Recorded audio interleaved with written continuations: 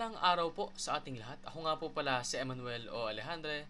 Ito po ang aking daily devotion ngayong September 19. And for today, ating pag-uusapan kung bakit ikaw na dapat ang pinakamasaya. Now, why is it that us Christians should be very, very pleased with our lives? Well, this is because of special grace. Now, there are two types of grace, no, na ino-offer ng ating Panginoon. There's common grace na kung saan everyone is granted this grace, no?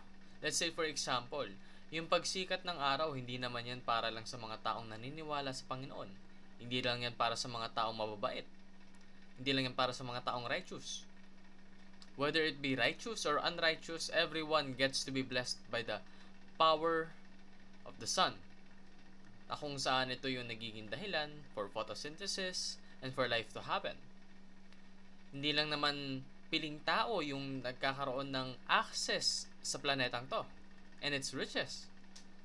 All of this is owned by God, pero ito'y binibless niya sa ating lahat despite of our beliefs, our wrongdoings, our disobedience.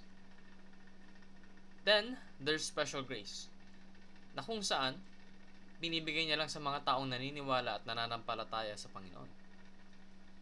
Sa mga taong tunay na nagtitiwala at pinapagsa Diyos ang kanilang buhay. That is why nakalagay sa 2 Timothy chapter 1 verse 9, He has saved us and called us to a holy life, not because of anything we have done, but because of His own purpose and grace. This grace was given us in Christ Jesus before the beginning of time. So, common grace is for all people. Whether it be your race, social status, the sins that you've committed, all of it is for everyone. But special grace is for believers only. Para lang po yung biyayang to sa mga taong naniniwala at nananampalataya sa Kanya. But there is one gift that stands among the rest, and that's Jesus. Jesus is the most special gift na binigay sa atin ng ating Panginoon. Dahil that is His one and only Son na ginamit upang tayo'y maligtas.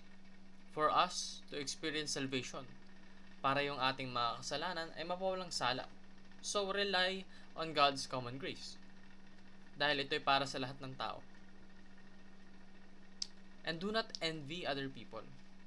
Don't look at them thinking na, bakit ganito yung binibigay sa kanya ng Panginoon?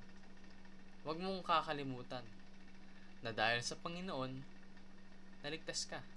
At dahil nananampalataya at nagtitiwala ka sa Kanya, once you die, once you experience physical death, you will be in God's kingdom eternally, worshiping Him and glorifying His name.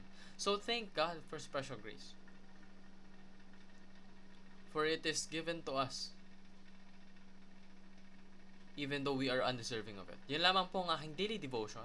Maraming salamat sa pakikinig. Magpalain po tayong lahat and let us all give glory to God.